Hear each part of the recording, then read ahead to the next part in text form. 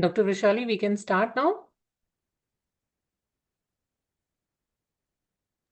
You need Yes, unmute. let's start. Let's start. Okay, perfect. So, very warm good evening to all of you who have joined. And we were supposed to have this session on Insta Live, but somehow we have drifted and we are now getting it done on Zoom. So, thank you all for joining in today for this session. And this particular session is mainly dealing with the aspects of depression. And it is not as a label, diagnostic label, but it is a conversation that truly matters for every one of us. So it is a conversation that goes beyond our past struggles that we have in life or uh, or whatever stresses we come across. But today is the time that we need to pause, we need to feel, and then begin on the journey of healing.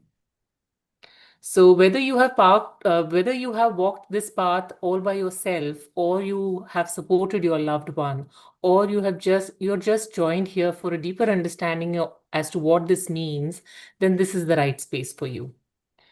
So let me introduce myself to you. And my name is Dr. Devinder Kapoor, and I'm a specialist in homeopathic medicine practicing currently in Dubai, UAE. And with my years of expertise or experience, whatever you say, of over 23 years, I have come to realize that there is something more beyond just symptoms.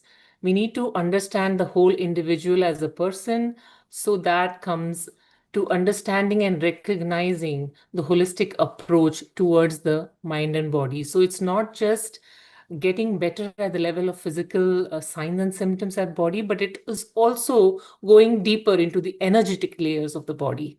We need to get healing from the root cause. So I have devoted my clinical expertise of 23 years holistically in this profession. And today joining us live is also someone whose voice brings both wisdom and compassion to this topic of depression. She's like a guide, guiding through the shadows, a believer in the light that still exists beyond with all of us. So I'd like to welcome also Dr. Vishali to share the platform with me. So to give a short brief about her, she's a consulting homeopath practicing in India, and she likes to call herself as a happiness strategist, a happiness health coach, and she believes a holistic approach in treating and healing. So that's how we connected. With over 24 years of her clinical experience and transformational experience, she has worked with students, professionals, leaders, and recently she has been an author and published her own book called Uplift. So, without further ado, I would like to deep dive into the session. So, Dr. Vishali, can you please tell me how do you define depression, both from a conventional and a homeopathic perspective? First and foremost, thank you, Dr. Devinder, to initiate this most needed discussion for our society. So, depression as a clinical entity comes after a diagnosis of over 6 months.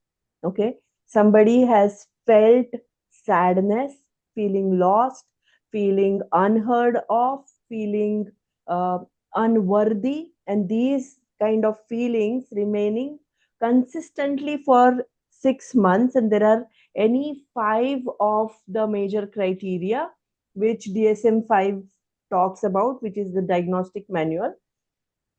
However, in everyday practice, what we see is depression does not necessarily look like only sadness. A lot of times it comes out in irritation, it comes out as a disconnect, inability to concentrate. It also comes out as, something which you loved, now you are not enjoying it anymore, and you feel um, sort of disconnected from your reality.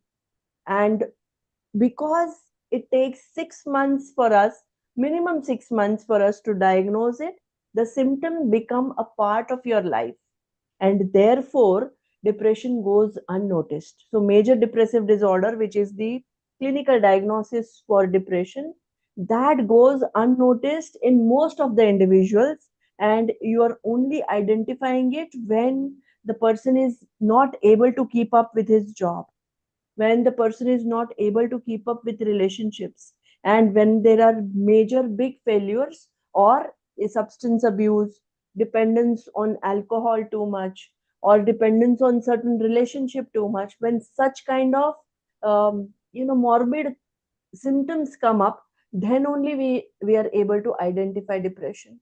So today's talk, I feel, is most important, that we should be able to give a clear perspective as to how clinically depression will look like.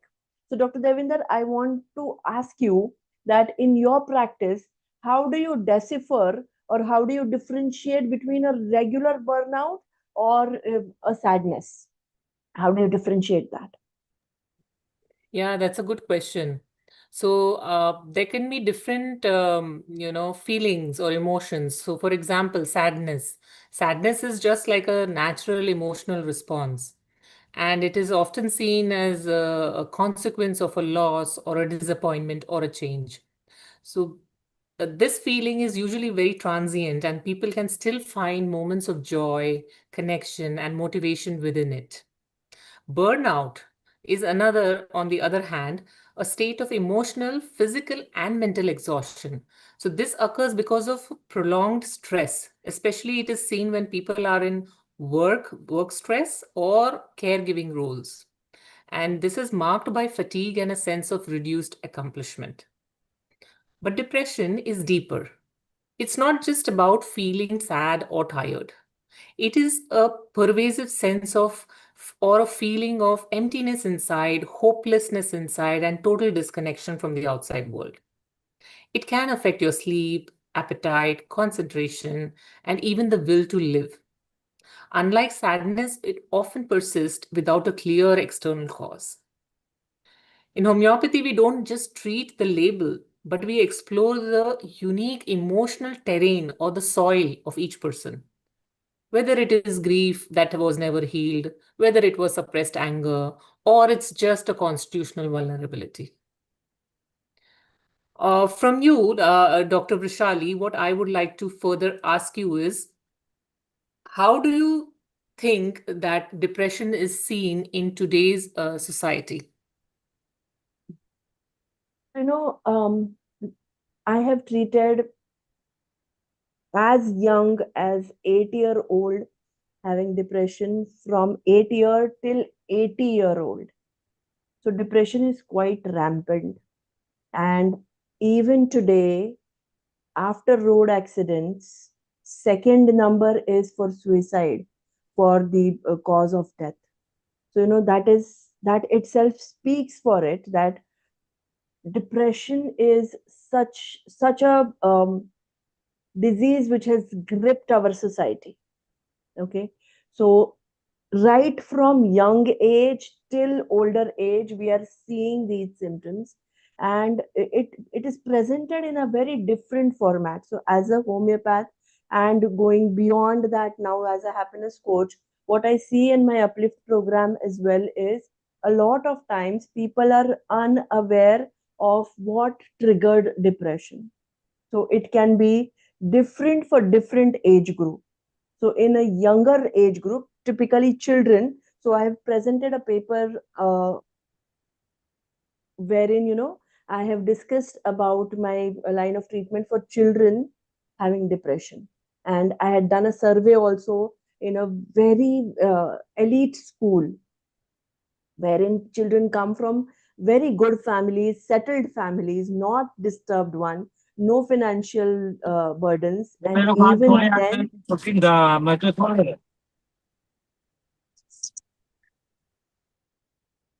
I would just request all participants to mute themselves. Yes. Sorry, doctor. no problem, no problem. So, you know, even after having very good families and good setup, still children feel depressed because nowadays there is an impact of social media. It is something like, you know, you can't live without it, Yeah. and with it you have difficulties, right? So children are suffering, the young adults are suffering because there is a constant like, if I have to speak in their language, they are in a delulu, that, you know, children are showing something, portraying something different, and in reality there is a different life. So there is a huge disconnect from people. Okay, we should ask everybody to mute themselves. All right. Yeah. So So it can occur all the age groups, in all the all age groups it all can be. across, yes, absolutely, absolutely. And with children, I must caution that it is a very, very short span. So depression can be diagnosed in just 15 days. Scientifically, we can diagnose depression in just 15 days.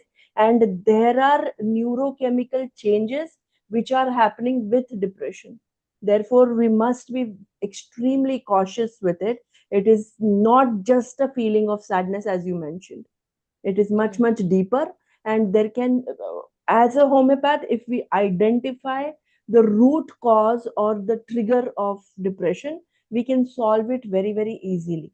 It is even our case taking is designed in such a way that we are able to identify. In so many cases, I have seen that um, when people come with major depressive disorder, they themselves are not aware that they are having this diagnosis, that Yeah, they have true. been suffering with it, and they come for maybe hypertension or maybe hypothyroid or something like that, and we end up telling them that this is your diagnosis and we must treat it. So Yeah, that is the beauty of being a homeopath, that we are able to pick up and identify symptoms very well and treat it effectively. correct. Yeah. Now I want to ask you, now that we are talking about homeopathy and how, you know, homeopathic person understanding takes the lead role in our line of treatment, have you noticed any constitutional patterns wherein, you know, have you seen it that there are underlying depressive states available already, that, you know, there is sometimes it's just the soil which is ready and the trigger comes and then depression starts. Have you noticed that? Yes, yes. So when we speak of here, I would like to highlight that there can be two different types. There can be constitutional or neurobiological patterns, as you mentioned, which can be already there can be some disruptions in our brain, for example, hypothalamic pituitary axis, which please mute yourself. I would request everyone to mute. Thank you. So it can be disruptions at the level of hypothalamus and the frontal cortex of the brain, which can impair the emotional regulation and the motivation. So this in turn can disturb our body's rhythms with sleep, appetite, and so on, because the autonomic nervous system also starts to get involved. So with that, what happens is we have low energy, fatigue, cognitive symptoms can be seen. There can be negative thoughts or negativity about oneself, like negative views of self and the world and the future. There can be emotional patterns also. So, emotional patterns which are frequently seen in depression is a persistent or a consistent sense of unhappiness or emptiness. It is not just limited to feeling down, but it is a continuous sense of emotionally being numb or just being flat. There is loss of interest or in play or any pleasure. There is a fading feeling of joy in things that once that person loved.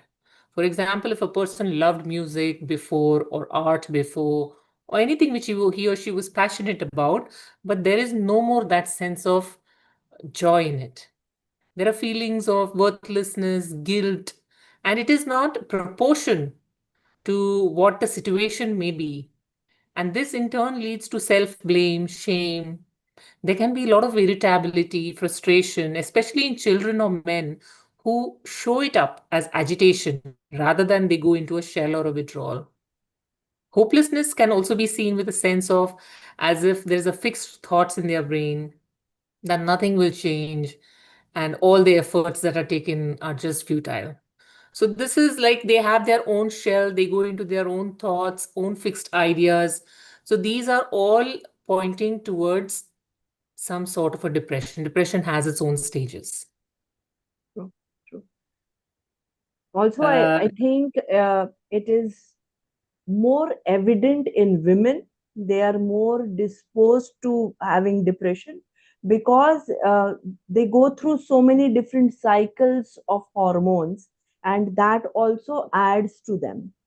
yeah, Also, there is a natural, like, evolution wise, women are always struggling to find their identity. So they are more vulnerable and more susceptible to depression because their identity is never found. Even in yeah, workplace, you see that there is a disparity as to how men would be treated and how women would be treated. Therefore their sense of or their self-worth never gets to that level wherein they are able to form their own identity, and therefore they suffer with depression more. yeah, Even if they suffer more, still the incidence you cannot find it because they are not the one who will seek help. There is a kind of martyr syndrome which women are gripped with, that they will be the ones who will sacrifice everything and who will work more. So therefore, I feel as a homeopath, it becomes our responsibility that whenever a lady mentions some, a subtle sense of being lost or not feeling the same joy, we must take it up on ourselves and explore it and give them that opportunity of finding joy. yeah, that's so true. That's so true. We often tend to even miss these kinds of symptoms, you know. We feel that it is common. The members of No, the it, house may feel it is common. Okay, Dr. Rishali, what treatment approaches you think that can be more effective from somebody suffering with depression? What is most effective? Do you think lifestyle changes are important, or any medication is important, or any alternative therapies or alternative treatment will help? so, in my 25 years of experience and handling more than 28,000 people, what I've realized is not one single approach is ever going to be useful. It has to be a holistic, multi-directional, multifaceted approach to one case that can bring back to, because depression is such an entity that it is not just a disease which we need to revert, but we have to bring the person back to vitality. That means even before the person got depression, he has to go back to being himself. So therefore meditation will play a big role. Alternative treatment, so I do not call homeopathy as an alternative treatment. I think that is the main line of treatment. Okay, so absolutely homeopathic medicines will work. And as you all know that homeopathic medicines are proved on humans, therefore we have the mental symptoms available already. So to a large extent our medicines will take care of the uh, disease itself. Okay, so first and foremost, medication. Lifestyle changes will have to be taken care by the entire family. It is not a standalone thing. So the whole family, there has to be something wherein the person has felt missing in relationships. So the entire family has to adjust and make room for a different kind of a lifestyle. So definitely lifestyle of not only the patient, but the entire family has to change. And then there are allied sciences, so many therapies which can be useful. EFT is one of them, emotion freeing technique, wherein different tapping, very simple tappings can be taught to the patient. And meditation definitely, but in initial parts when the patient is too much preoccupied with his own thoughts, meditation can be difficult. So you can give them something physical to do. So basically, all these biochemical changes which are happening, for that, movement is something which will release, happy hormones as well, plus it will flush out toxins. So initially a walking meditation is something which can be given.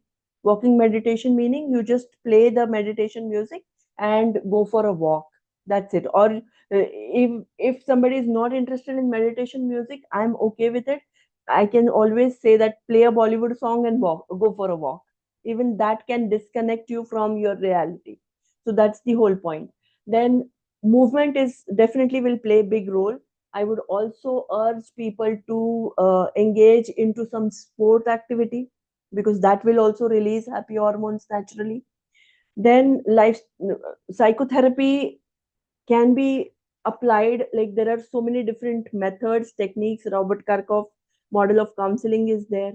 REBT is there, rational emotive behavior therapy, wherein we go on questioning the whole foundation of the thought process of the person. And then I have a beautiful model which I use in Uplift, which is called as TFCAR, wherein we engage into thoughts, feelings, actions, and results of every every aspect of the personality. That gives excellent results. So for me, these are various methods, and it is never one thing. It will always be an amalgamation of various paths which we'll have to engage into. Okay. And Yes, gaining trust of the yes, patient will definitely be one of the most important things, right? it's true. Yeah, because one therapy would complement the other, right? Yes, absolutely, absolutely. True. So I have realized that the trigger or the patient, whatever is the causative factor which brings the patient down to depression, can be very very small. But there are some stories, some narratives which the patient is carrying with himself um, throughout his life, and that is what brings him to depression. Have you noticed anything like that? Like there are different narratives or emotional expressions which are playing a major role in getting the patient to depression, and also from homeopathic perspective in remedy selection that helps. Yeah, yeah, totally. Because the emotional symptoms may sound common from a depression perspective or a depression point of view, but the patient's emotional expressions, when we talk about a homeopathic perspective, they are like the central pillars, and it directly leads to a remedy selection. So, unlike any other conventional approach that often will categorize the symptoms into diagnostic labels, homeopathy, it seeks to understand these individuals' unique expressions of suffering, their inner turmoil, what emotional tone they are talking about, what is the symbolic language of their own distress. Homeopathic case taking is very deeply narrative, and homeopathic practitioners often they listen for the origin of the story. Where did it come from? How did the depression begin? Was it triggered by anything like grief, betrayal, or isolation, or any loss? The emotional aspect, it directly tells us about a remedy selection. For example, if the patient is having a sadness or a yearning or a mild yielding disposition, it points out to a remedy like pulsatilla. Or if the person is silent and withdrawn and gone into their own shelf, it may point out to Ignatia or Natramure. Or the person becomes self critical and there is so much of despair and guilt, it goes into orometallicum. So these symbolic expressions also, when the patient is describing like a heavy stone in my chest with all these kinds of mood disorders, I feel brain fog. This also can guide the remedy selection by because it just depicting a remedy language, Yeah. the modalities, what is worsening their symptoms, what is relieving their symptoms, what time of the day they feel better, they feel bad.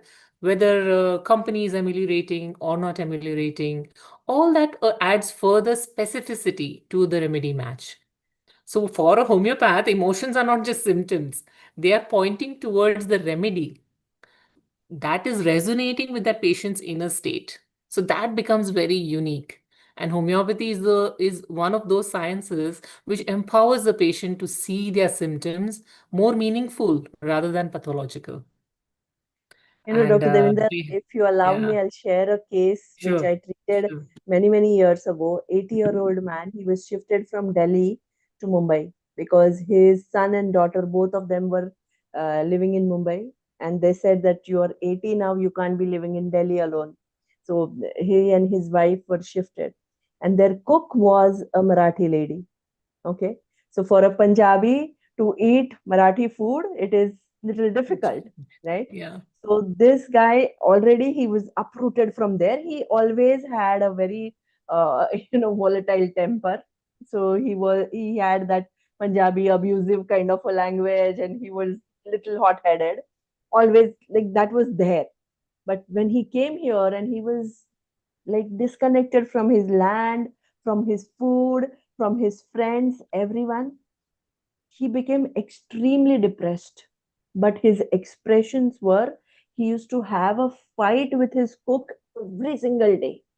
And it would go to that extent that she would say, I am not going to come to your house. And he would also barge into the kitchen. And, it used to be like the whole ruckus. That's how his depression was seen. I treated him with mercury, okay, which is like corrosiveness, because what he was doing, he was corroding every relation which he had. And very beautifully, within 4 months, he came out of depression. And he said, पहले मैं पूछता था कि why me. Now I am asking, why not me? I will accept this. I will try Marathi cuisine. And he said, I will teach her to make chole. I will learn how she's making thecha. So that was the kind of transformation homeopathic medicines can bring about. And that is also one case wherein depression is not seen as sadness. He never expressed sadness. So even then he had depression. Yeah, exactly. It is not known to oneself, and homeopathy just does this magic. Yes, It can go to absolutely that level and actually, reverse the state. true. So True. even I remember just as you were explaining your case, I have several patients of mood upset, but a strong one that clicks me is a young lady, not married, and she lives by herself. She's a very wonderful architect and an interior designer, but she lives all by herself. She has a cat with her, and she had these episode of foggy brain and a lot of depressed mood coming from nowhere. But definitely there were a lot of inner traumas which were not resolved. When we go into that deeper case taking, we understand that this is the block coming from there. So, in order for her to let go of that, of course, she needed some therapy sessions, which was already in my mind that this would be my holistic approach. I need to first detox her and then give her some remedy. And then she needs to see some alternative medicine or therapist, not medicine, therapist, who could guide her through and let her go off the trauma and all the other things. But you would not believe, I just administered her aurum metallicum 2 doses, and she beautifully came out of it. I mean, she herself was amazed that, how I have, literally turned her other way around. So when you see these transformations for yourself, and the patient comes and he becomes the voice of homeopathy, it becomes really very pleasurable to see such patients that we can help them to that level. Absolutely. Yeah. Absolutely. So for all those who are attending this session, homeopathy, you should try it because it has been backed up with all the scientific evidences, and it is not that it's a placebo. It is much beyond that. Yes, true. Okay. So we have a lot of stories like that. So maybe we will continue our sessions and pick up few topics as what you like or on demand. The last question that I would like to ask you, Doctor, how would you track a progress in homeopathic treatment for depression? How will you track whether this person is getting better, and what would be the signs of healing that you would look for? So there are a lot of scales. Okay, in we whenever we do a psychiatric diagnosis, we use multiple scales.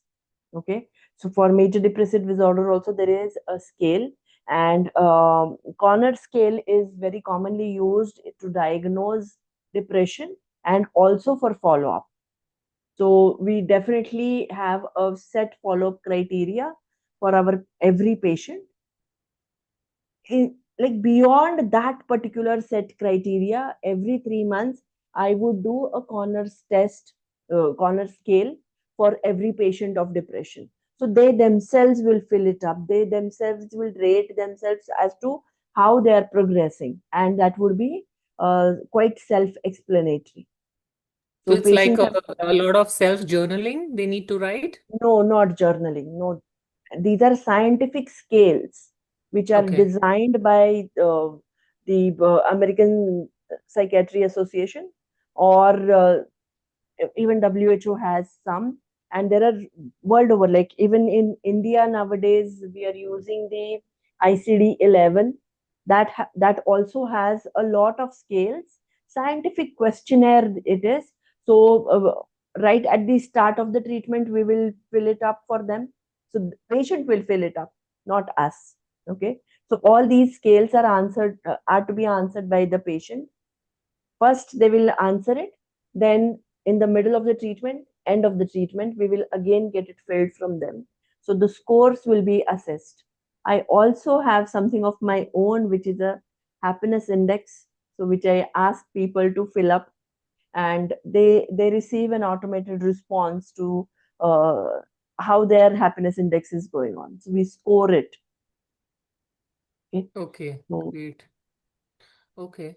They also need to also, have a lot of practice in like, self-healing techniques, like grounding or, practicing the art of gratitude, being thankful for what they have in their life, and not to get into that pressure of fixing themselves, they yeah, need to let go of the pressure of fixing themselves. Because some days will be like, oh, I'm doomed, and some days they'll feel like a retreat, but both are expressions. both So are we okay. just need to practice it on a regular basis, some breath work, some kind of guided meditation also nowadays. It's like whenever we talk to people that you need to meditate, they feel like, oh my god, I have to. It's like something like very difficult and impossible task. It's not like It that. becomes as Yeah. one more thing to do.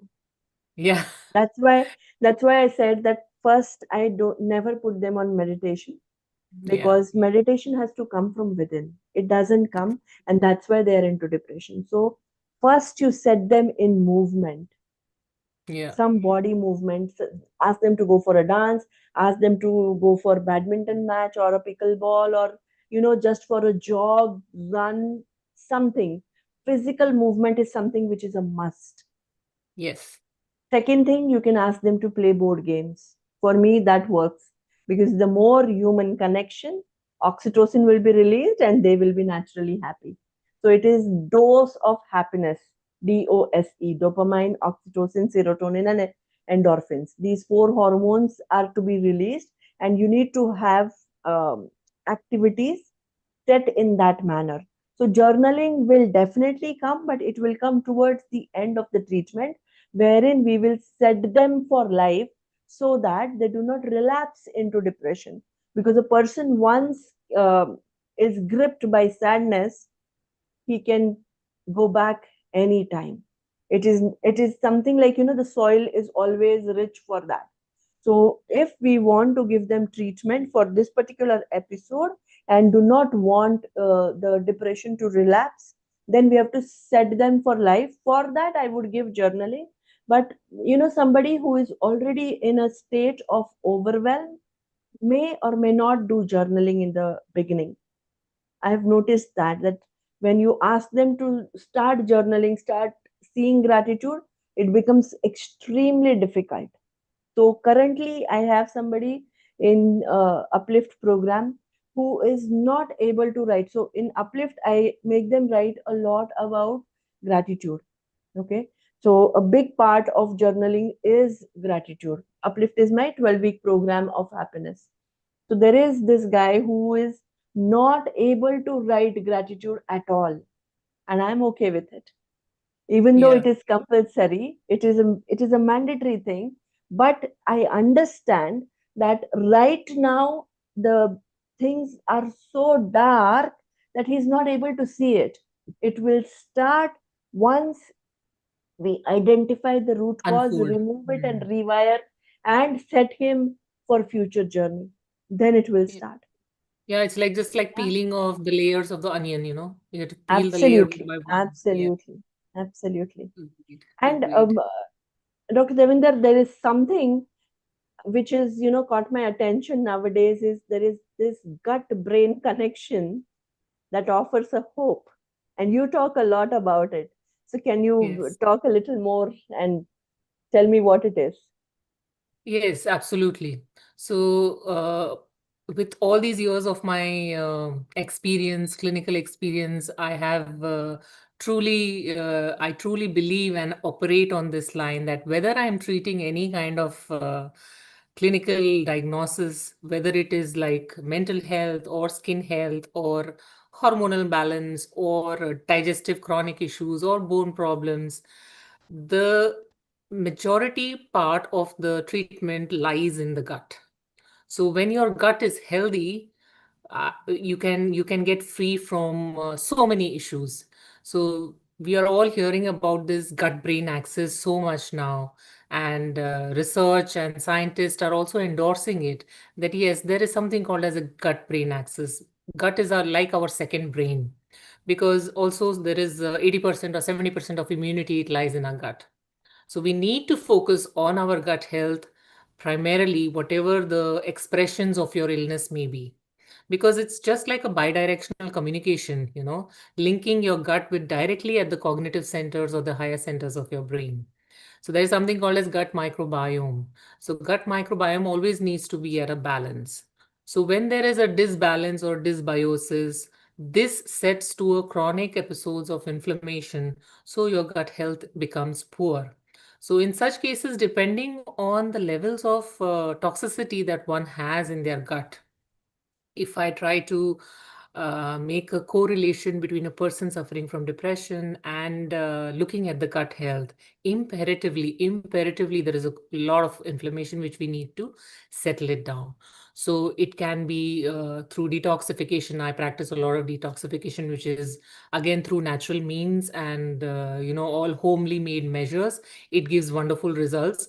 So when our system is full of toxins, if you take supplements, if you take medications, it's not going to work because your soil is not clean. When your soil becomes clean and you're detoxified, detoxification has become like a very buzzing word again nowadays. Everybody and anybody seems to be talking about this detoxification. So, to make it more simple and clear, detoxification is when you're cleaning your whole system. Imagine a home full of garbage and full of toxins. If you take supplements, if you take medications, it's not going to work. So I think we lost Dr. Devinder's connection. Are you guys able to hear me? then you treat it with gentle homeopathic remedies or any gentle herbs or plants, it will really work. So that's the way I approach for it, because all the neurotransmitters are sitting in our gut. So you can name it like serotonin or dopamine or GABA. Everything is there in our gut. If gut is not healthy, you will bound to have an emotional dysregulation. And if there Okay. is all our, I would say, sleep hormones also are sitting in our gut. So a person who's struggling from sleep and insomnia, look at your gut. So if your gut is not healthy, you're bound not to sleep. If you have sleep apnea, again look at your gut. So there is a major concern in this hypothalamic pituitary adrenal axis in scientific terms, if I put it that way. It Mhm. governs our stress responses. It governs our balance of stress hormones, cortisol levels. So if you do a blood test and your cortisol is very high, you have to fix your gut because it is coming from there. And also, this gut microbiome, it communicates with our brain via the vagus nerve. So, vagus nerve is such an important nerve because it shapes up our emotions, the tone, the resilience, everything comes from there. So, if your gut microbiome is not good, it's going to suffer. So, gut microbiome can be not only good with probiotics, probiotics will help only if you help yourself. So it can be from True. food, it can be from other gentle mechanisms. Just loading the body with probiotics is not going to work. So I have several patients who say that, doctor, I'm taking probiotics, I'm taking this, but it's not working. So we need to go down to basics and go layer by layer. That's what my experience is. What have you got to say, Dr. Rushali? Do you agree on this? Yes, yes, absolutely. I agree with it because, no matter what you put in your body, whether you receive it, whether you are ready to receive it or not, that will decide, whatever is going to get absorbed or not. It is Yes. effectively going to be how ready, how receptive you are to receive external help. Yes. Yeah, because body is energy, nothing else. Body is energy, Nothing and our body is communicating through energy channels. So all our internal organs are also energy channels. So if your internal organ energy channels are not, you're not feeding it the right way, you would not get the right response. True, true, true, true. Yes. Absolutely. And the point Great. which you mentioned about vagus nerve, that is so important because the moment you feel a little bit of anxiety, you are kind of stimulating your stomach. And right from Yeah. there, only the whole gastrointestinal system gets irritated. Yeah. And, as you increase a little bit of anxiety, little bit of anger, again your gut is going to get troubled, and Yeah. It it is looks. it is just a vicious cycle that Yes. one thing leads to the other, and again you, because your gut is upset, you will have anxiety, and again the vagal nerve will be stimulated, and this cycle will just go on. So the Yeah. easiest way would be, like, if somebody is suffering from depression, what I would ask them to do is definitely breath work, breathing Yeah. techniques, because that is what Yeah. will control the vagus nerve, Yeah. and contact a homeopath first. Yes. True. True. True. And the Yeah, third one because would be look at it from a holistic perspective. It is not just the mind or the body. Mind and body will always go hand in hand, and it will work in tandem. So you will have to look at everything at one go and not as a single entity. true. True. Awesome. Thank you, Dr. Vishali, for this wonderful insights that you have provided. And I'm so grateful for the stories that you have shared. Your energy was simply radiating all through. And thank you for our beautiful community for showing up at a very short notice and listening with open hearts and holding such a beautiful space with so much of grace in today's live session. Thankful You for your know, presence and your comments. We are open to any question answers if you would like to ask us anything. I'm grateful to you, Dr. Devinder, that you are opening up this space wherein we can talk so openly about simple things of life, and Yeah, where it's no more a it taboo. is so Yes. meaningful. So thank Yes. you so much. Most welcome. If there are any questions, please unmute and you can ask. Yes, please, Mr. Gaurav. Hello, Dr. Devinder. This is Gaurav here. I want Yes. to know, I'm 57 years old and I have issues with my weight, as in I'm just over 100. I've been trying yoga and fasting, and it's like a yo-yo, goes up and down. Yeah. So, Yeah. any suggestions that you have for me? Yeah, so as I was talking a bit earlier, we need to look at several aspects of your gut health because you mentioned weight. So weight issues can have multidimensional causes. So we need to see how your stomach is working, how your small intestine is working. Even though you're fasting and doing all those measures, it's not working for you. So it's just like a yo-yo, as you said. So we need to look at your Liver, we need to look at your hormones. How are they? Because if you're doing everything and you're eating clean and you're going for your walks and you're doing yoga, body should show some response because body is intelligent. But if it is facing a block from within, for example, your liver is weakened, your liver energy channel is weak, and it's not able to release out the toxins because it's a detoxifying organ. Liver is supposed to clean up all the toxins from our body, but when it is not able to do it, that means the liver energy channel is somewhere being compromised. So we need to look at that from a different perspective and need to fix that so that it starts functioning normally. So probably Right. a detailed case taking also would be required in your case because what homeopaths do is we sit with our patients for 45 minutes or 1 hour to understand all the aspects, and then we can advise you for a certain way forward. Right. So where are you Also, you based, need to Dr. look. Devinder? Yeah. I am based in Dubai, and my clinical practice is in Dubai Healthcare City. Are you from Dubai? Okay. I am. Okay, so I'm practicing in Femi Clinic Medical Center. I can send you the my contact number in the chat right away, so you Very can well. reach out to me. Yeah. Very well. Also, Gaurav, you need to look Thanks. at your sleep Okay. patterns, Right. because sleep plays major role in managing weight. Okay.